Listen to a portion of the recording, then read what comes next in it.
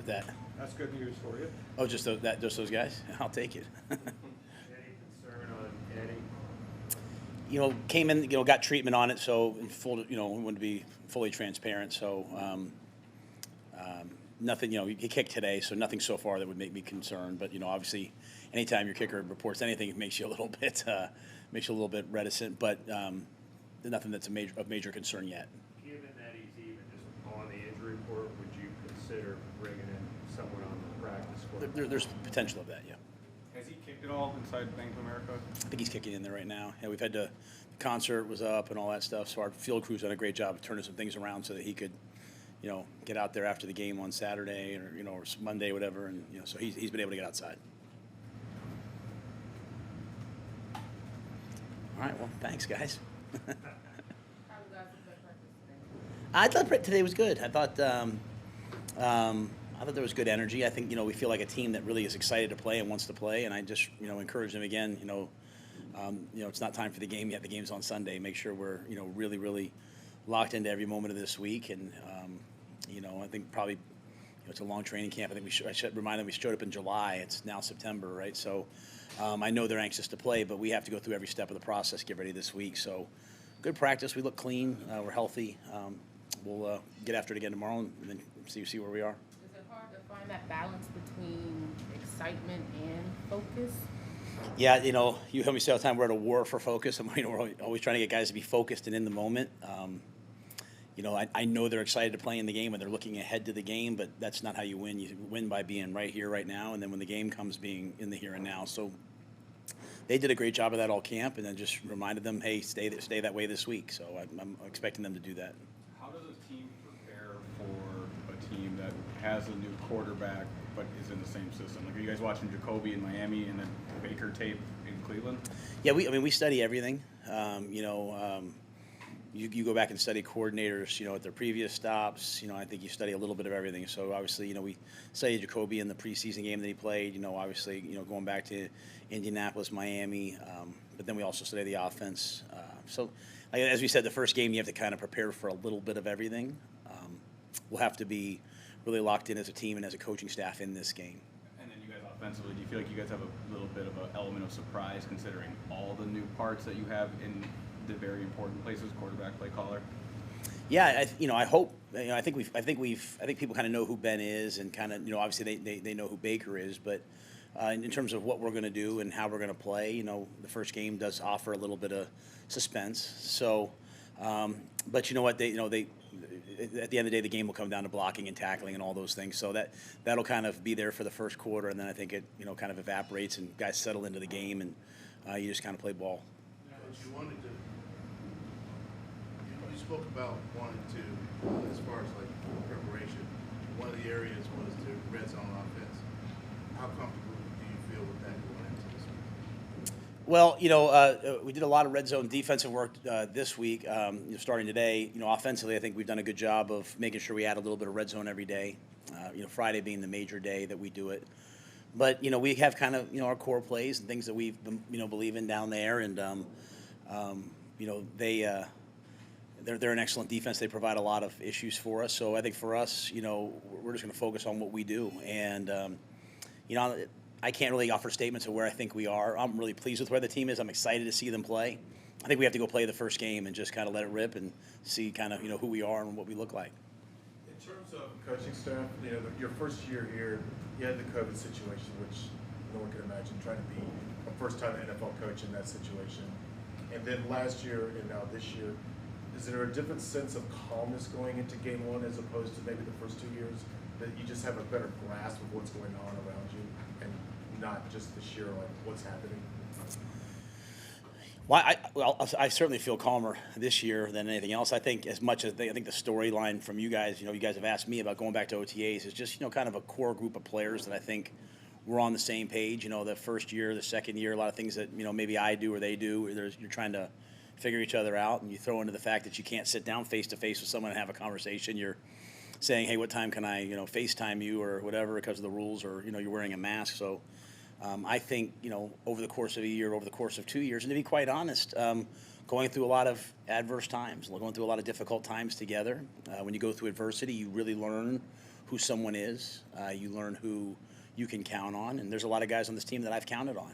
And hopefully there's a bunch of guys on this team who can say that hopefully they feel like they can count on me. So I think my feeling about our players is probably the strongest. And then I do really enjoy this coaching staff. I enjoy working with Fit. I enjoy the group of people that's here at the Panthers. So I think all of us kind of know what to expect heading into the first game. How valuable has Baker been this week getting with your defensive players and talking about the Browns offense? I think you probably have to ask him, the guys more. I know some of those guys have talked to each other, but some of them have played against each other a little bit. So I think you'd have to, I saw like Ioannidis walk around the other day, and I think he was going to find Baker to talk about a couple things. So, I think that, but that's, obviously Higgy was there. Different guys play with different guys. That's kind of this league. At the end of the day, guys are what they put on tape, and our guys are doing a lot of film study, and but I'm sure Baker's given some guys some insights. Matt, we talked Monday about you want guys to be themselves, include Baker. Will you at all talk to him this week, or have you talked to him just about staying focused on the game, don't worry about the revenge factor or anything? Will you talk to him, or have you talked to him about that? Yeah, same answer I gave the other day.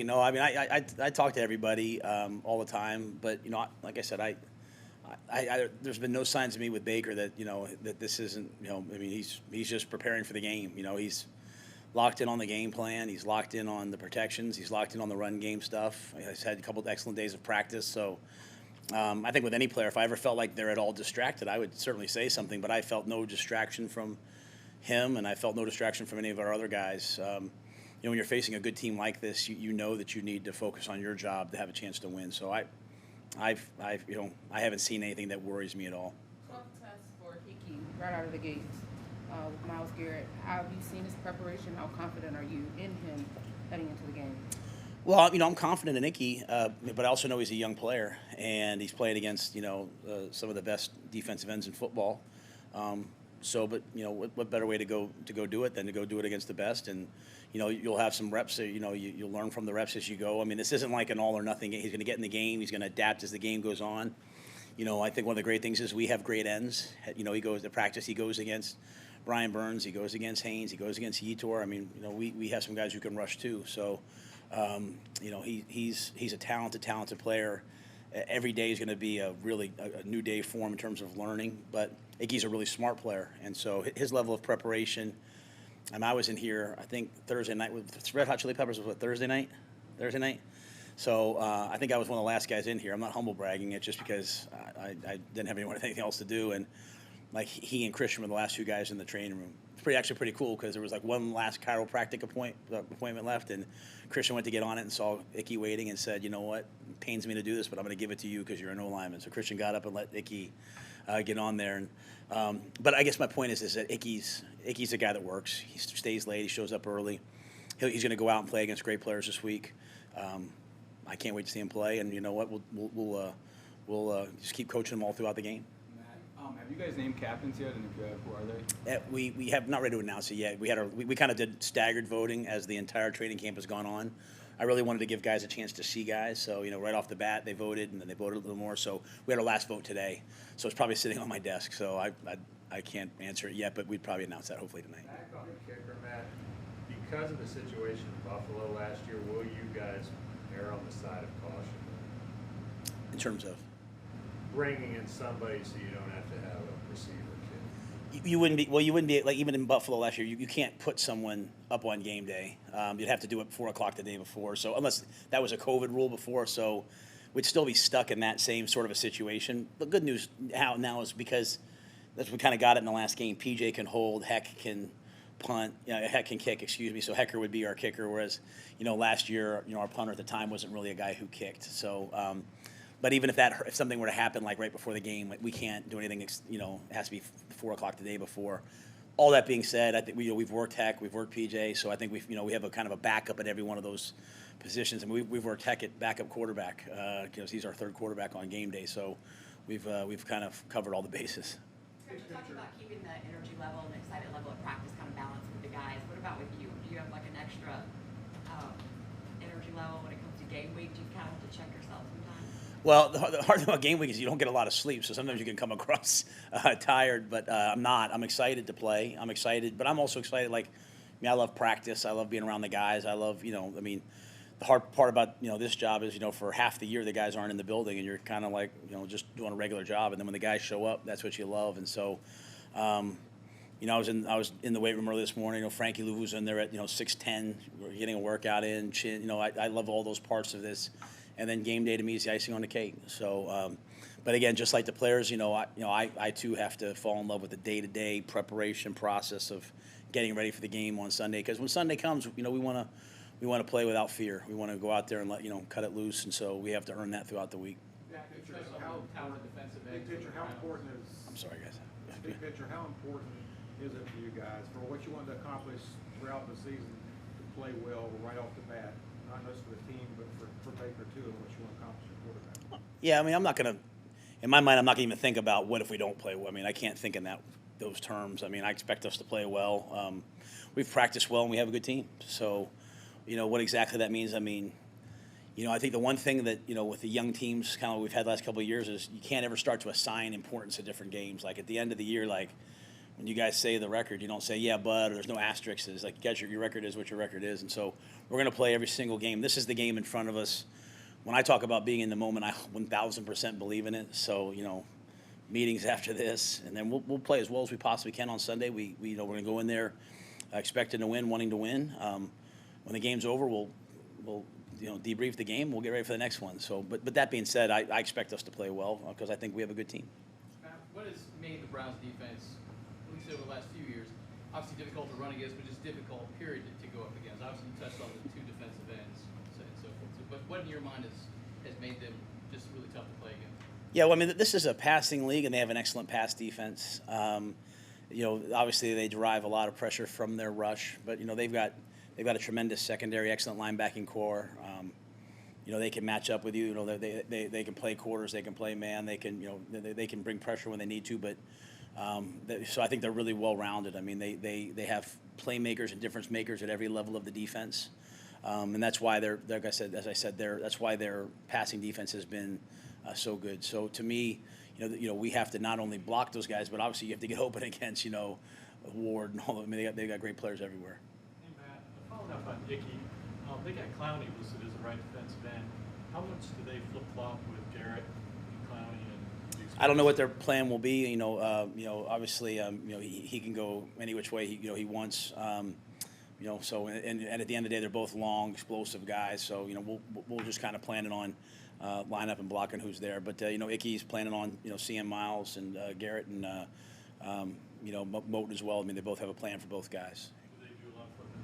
So I guess what I'm saying. I've seen on tape. Yeah, I expect Miles Garrett to be over top of Ickey is what I would expect. I was talking to JJ in the locker room yesterday. He said it's good when you start, or I guess Monday, you start at home because you don't have the ups for the first game, then you kind of come down after that, then you come back up for the first home game or whatever it might be for the season opener. Do you like opening at home so you just have that one high and then you just get in the groove of things? I mean, I love the fact the road. Yeah, I mean, if we're on the road, I'd be excited. We've opened at home the last 2 years, so I'm excited about it.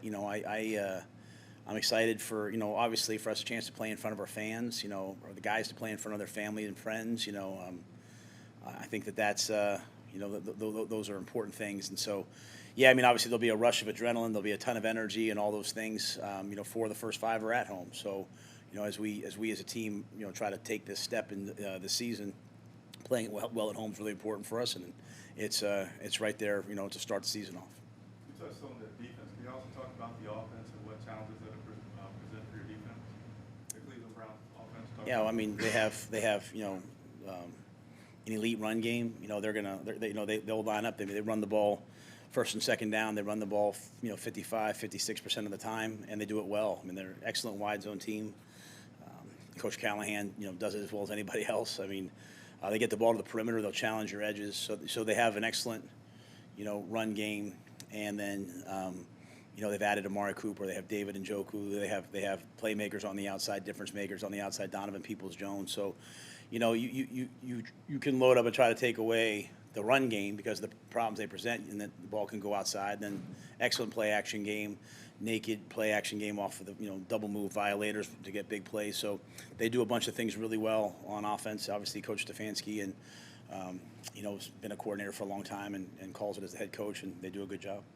In terms of that run game, is it obviously they have special backs, but is it scheme? Is it the way they block it up that makes them so difficult? I mean, where does their strength lie in the run game? Well, I think they have an excellent scheme, but they have great players. On the offensive line. I mean, they've got a ton of extremely talented players. From Conklin to Petonio to Wills to I mean, they're across the board. Teller, Posick, they're all excellent players, and then they got a good tight end core. I thought Njoku was going to come play for me at Temple until he broke my heart the next day. But he's been a great player for a long time. And as you said, the backs, Chubb, Hunt, they get the ball on the edge and they can go. So adding in Amari Cooper, so it's obviously a good scheme, but they have great players to go along with a great scheme. Everybody good? All right, thanks, guys.